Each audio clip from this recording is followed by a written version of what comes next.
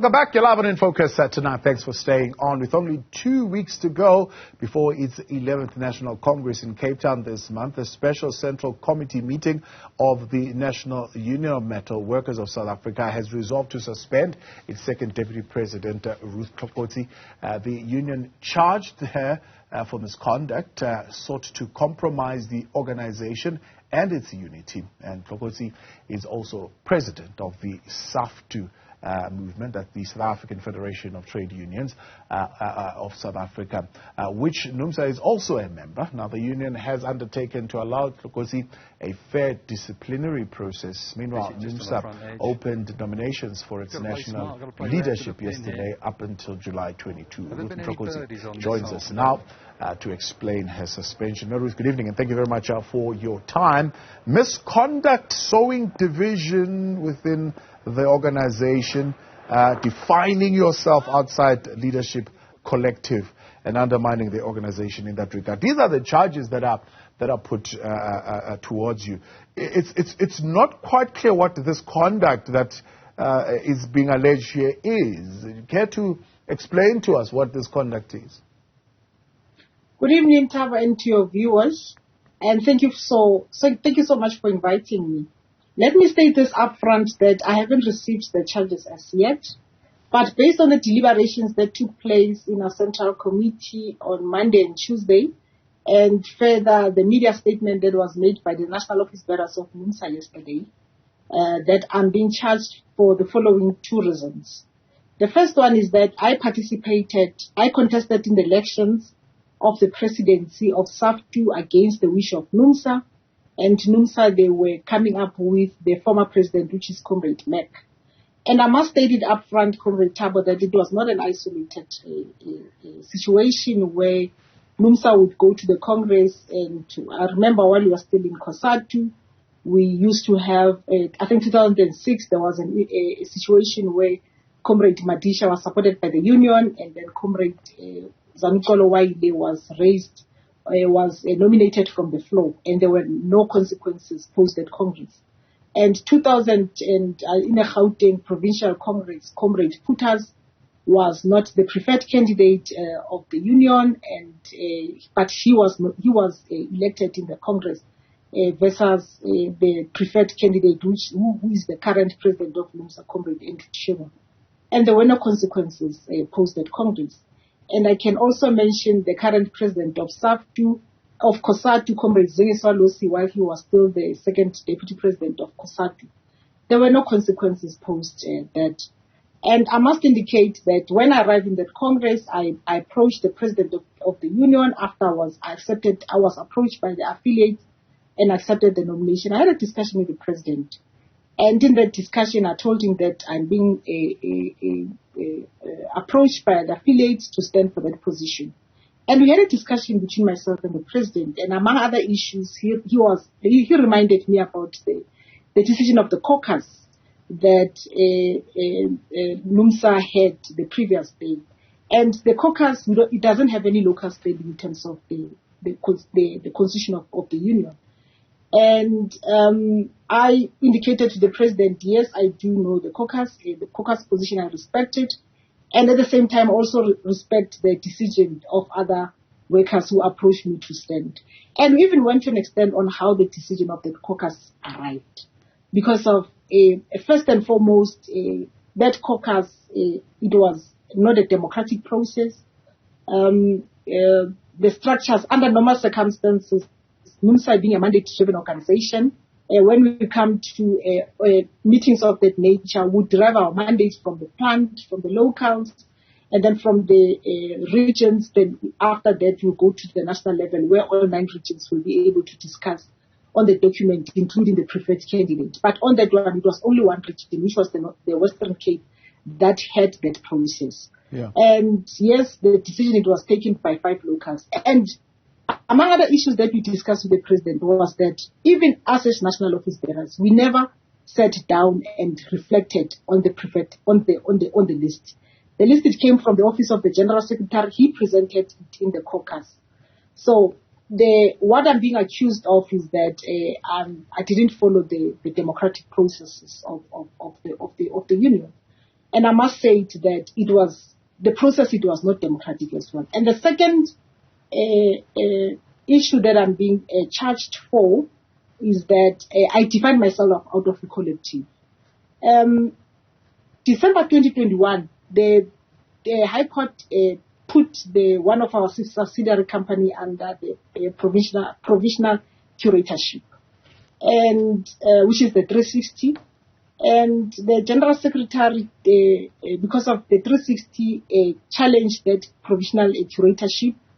Then the General Secretary of Numsa deposed the affidavit in support of the 360 against the curatorship, the Prudential Authority.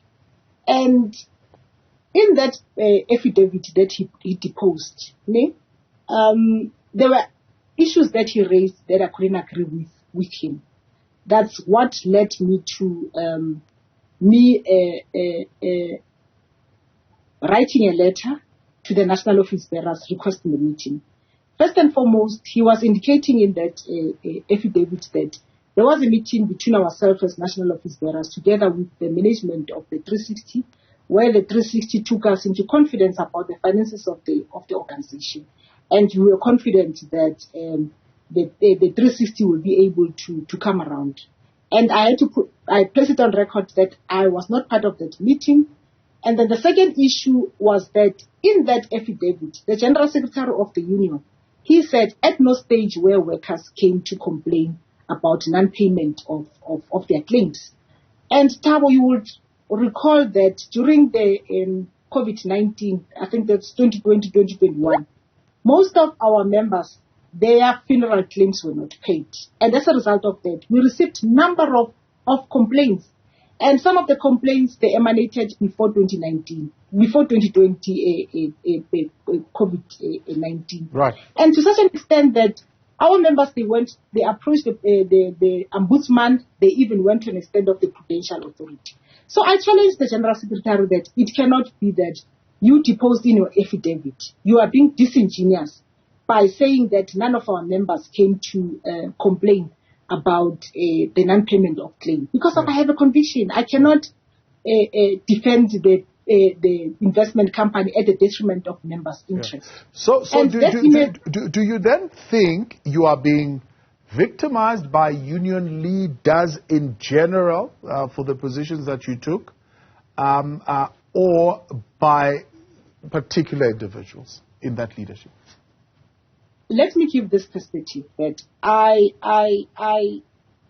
can say that the General Secretary of the Union, he is victimizing me together with other leaders of the Union. Let me tell you why I'm saying that.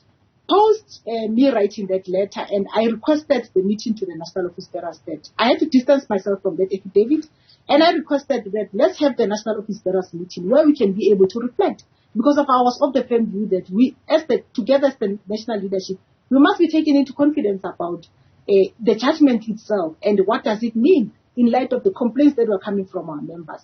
And we had a meeting February, and in that meeting, majority of the National Office Bearers, they agreed with the General Secretary. And I had to place it on record that in light of our members having had to approach us and complain, I cannot agree that the affidavit, it has to be structured in the manner that it says that none of our members complained. And that's where I was labeled by other leaders that I defined myself out of collective. How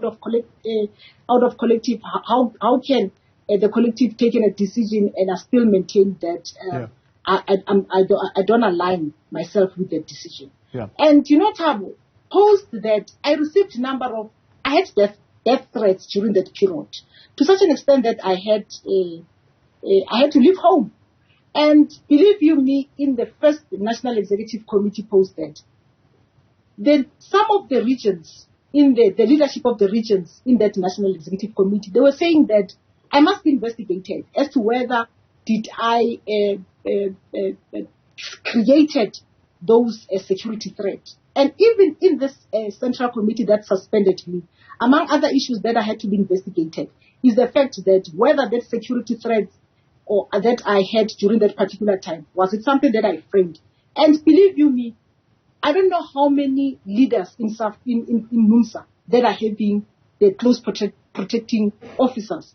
I am the only woman who's having close protecting officers, and as a result of that incident, and the Central Committee, even the National Executive Committee, they said, I'm the only person who should be investigated because of that. So I feel very much strong that I'm being targeted, and as an individual, and I know that the Office of the General Secretary, it is also central in targeting me, especially after we had that exchange pertaining him deposing that affidavit. Okay. So you're saying those are probably the only tensions. This is not related in any way to the tensions that arose from the Saftu elective conference, and I suppose you taking the side of Zwelinzima Vavi.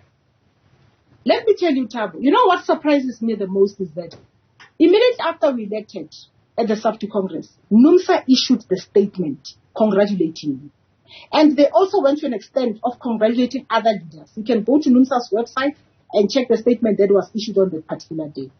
And post that, at the floor of the Congress, the General Secretary of Numsa went to an extent of even congratulating all of us.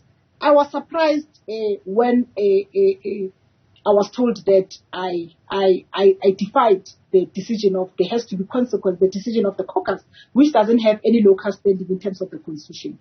Me supporting the General Secretary of Saftu, you know, Thabo, let me tell you one thing. Once workers are going for a congress, just like we are going for a congress now in Numsa, workers will always exercise their preferred candidate. They will also exercise as to who should be the leader, who should be the person that they prefer, that they must lead them. So for me to be associated with Zwelinzima Vavi, I don't think it's factual. I associate with each and every leader. So for me to be dealt with in the manner in which I'm being dealt with because I'm closer to Zwelinzima Vavi. Zwelinzima Vavi is a leader, just like any other leader that I'm working closer to him.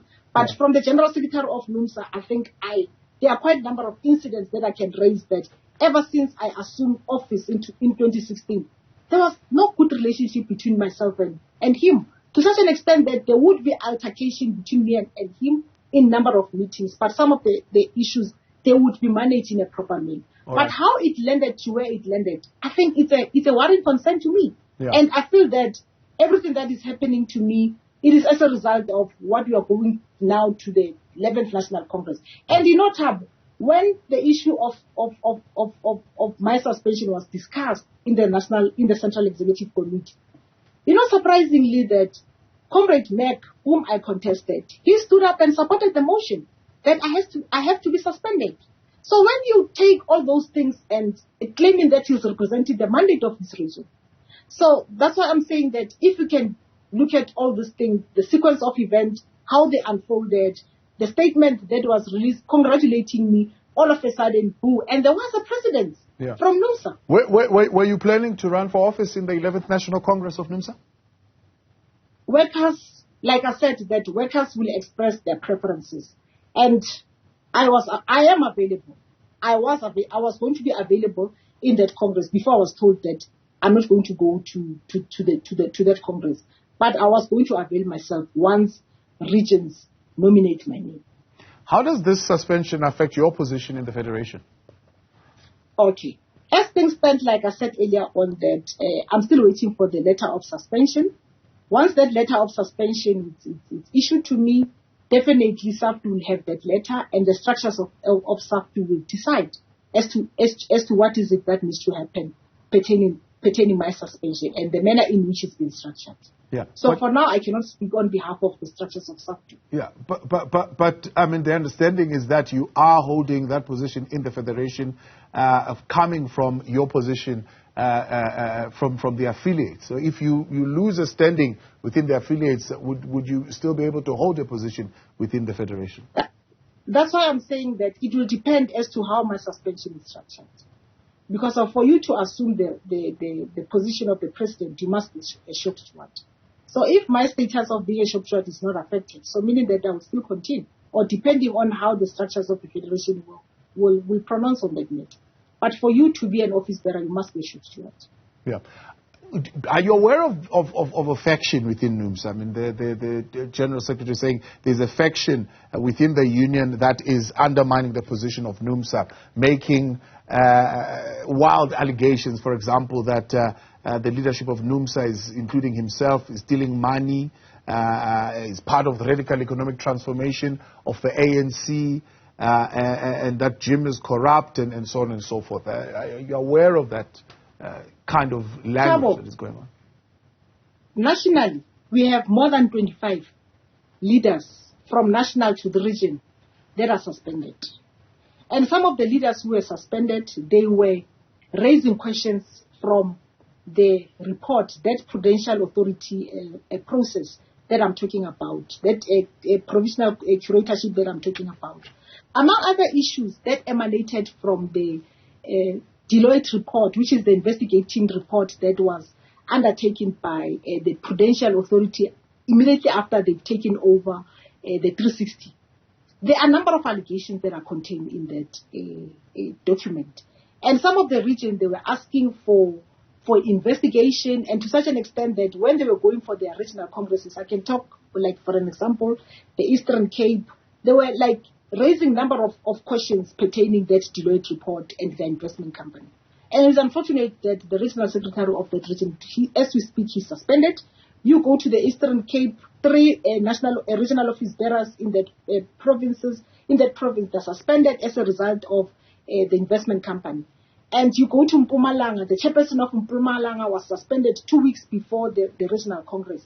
So the union, as we speak, there are challenges that the union is confronted with that we cannot deny. Yeah. And those challenges and the disunity, it was demonstrated during the Saftu Congress. Right. And when I was having the discussion with the president, when I was telling him about the nomination, we also reflected because of the songs that were sang in that Congress. You could see that workers were not united. Right. Ruth, let's hold that. Let's go to break, and we'll come back and wrap up this conversation. Ruth Ntlokotse, that she is the suspended second deputy president at Numsa. We'll wrap up the conversation in a moment. Back with us tonight here on In Focus. We are in conversation with Ruth Ntlokotse. She is joining to explain her suspension. We saw that media briefing, then updating her status within Numsa as the second deputy president, that she is now suspended for undermining the organization and its unity and for defining herself outside of the collective. Let's look at what you're saying tonight on WhatsApp. 072 1105584. This is from Rogers Manziwa saying, I think the politics of the ANC capturing most labor unions in South Africa is at play within Numsa, and already the ANC is likely to maintain the grip, which definitely will have on its coming elective Congress. What do you say to that, Meruthi? Do you think it's the politics that are playing within the African National Congress playing themselves out within Numsa? Actually, we are seeing those tendencies within Numsa. We are seeing a lack of tolerance of a different view. You know, if you'd understand the culture and the tradition of how, especially Numsa was formed, that it would allow debate and there were tolerance of different views. But as things stand, there's paging of different opinions. We've seen how money is being utilized. We've seen how the role of the investment company is capturing the leaders of the union. So I think the tendencies that are out there, a patronage that is being dispensed, a lack of bureaucratization that is there in the trade union, and the democratic processes, I think they are being trampled because of cult of personality. These are some of the things that we are seeing in the trade union. And how can workers defend their interests then in this situation that is unfolding before their very eyes? We are encouraging workers to be as close as possible to their union. This is their union. They must make sure that they hold their leaders accountable. And how should they hold their leaders accountable? I mean, we've got the structures of the union that are enshrined in the constitution as to how are they supposed to sit, how mandates are being driven, how meetings should be convened. These are some of the things that workers must make sure that they make sure that they are representative through their shop stewards. They report to them from time to time, and then shop stewards at their respective geographical areas in the locals, they must make sure that they hold their leaders accountable if they're not convening meetings as per the constitution of the union. So these are some of the issues that workers can be able to come as closer as possible to their leaders. And this issue of cult of personality, I think these are some of the things that we need to work with. We need to work against it. We need to make sure that workers, irrespective of who you are, you must be accountable to the people who elected you. Yeah. Now, I'm sure watching this, some will criticize you, and maybe some are already doing so, saying you're launching a media campaign in order to gain sympathy for delinquent behaviors. And what would you say to that? Thabo, yesterday in the media briefing, some of the things that were said there, even the interviews post the media briefing, I felt that they were dealing with my integrity personally. And they were not a true reflection of what is the real situation of what is transpiring there at Numsa. And like I said earlier on, that workers, they must be as close as possible to what is currently happening in Numsa. And believe you me, workers are not stupid. They know what is happening. And unless if those who are associated with a certain kind of narrative, like I said, that you are going for congresses. So congresses, normally when you go to congresses, irrespective of whether you have a view on how truthful is that view, but if you happen to be not in the preferred list of the people that those people want them to lead, it doesn't hold any water. So for them to be saying that launching a media campaign, I mean, they need to start from yesterday as to how the media briefing it was presented, the interviews that took place after that. So I've got an obligation as well as an individual to defend my integrity and to come out and tell the nation, to tell workers, so that workers at the end of the day, they can be able to make a determination after listening to both sides of the story. Now, listen to this WhatsApp question coming through, 072110558. Jackie saying, why are we hearing a defense in advance of the charges being received by the second deputy president of Numsa in a public forum? Isn't she entitled to be heard internally and then go to CCMA or Labour Court if she perceives unfairness? I don't agree with this public spitting before it's dealt with internally, before it goes to the public domain, surely. I think he should start from yesterday. Yesterday, there was a media briefing about my suspension, about my involvement of sowing disunity, about my involvement of defining myself out of equality. So when I'm responding to those allegations, it cannot be correct that I will be labeled that why can't I wait for that process, whereas my integrity, it's been tainted out there. So I will allow the processes to unfold. But once the public is being fed with a certain narrative, I think it's my responsibility as a human being that I tend to go out and defend myself. Because if I cannot allow a situation that my integrity will be tarnished publicly without defending myself, if I cannot do it on my behalf, who's going to do it on my behalf? Yeah. Before I'm a Numsa member, I'm a member of the community. And I cannot allow a situation where my integrity as a member of a society is tarnished. Yeah. Are you then preparing yourself to go and formally defend yourself internally? And the suggestion of taking it to other institutions, other structures like the CCMA, like the Labour Court, if you're feeling aggrieved?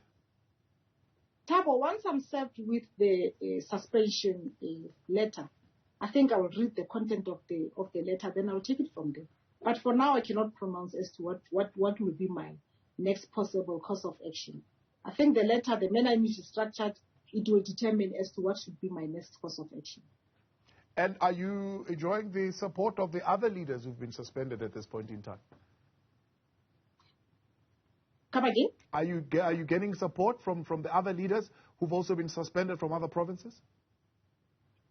Thabo, I think from the central committee that we had on Tuesday, and with the processes that were put in place, like I said earlier on, that before the central committee, more than 25 people were suspended nationally.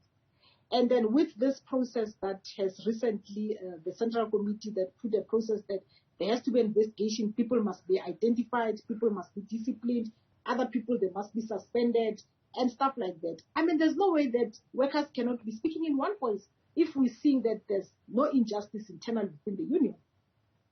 So yes, I can confirm that I am interacting with comrades that are, other comrades that are suspended because of we are suspended for the same cause. Others were suspended by raising issues that are related to the investment company. Same applies to me, that I am being suspended. Me being defied of being labeled, of defining myself out of collective. It's centered around me saying that I cannot put the interest of the investment company first at the detriment of our members. So that one I can confirm. Ruth, I appreciate your time. Thank you very much for coming on and for sharing your story with us. That is Ruth Ntlokotse, suspended second deputy president of Numsa, outlining her position and defending her integrity, as she says, that has been maligned through that statement that was issued yesterday.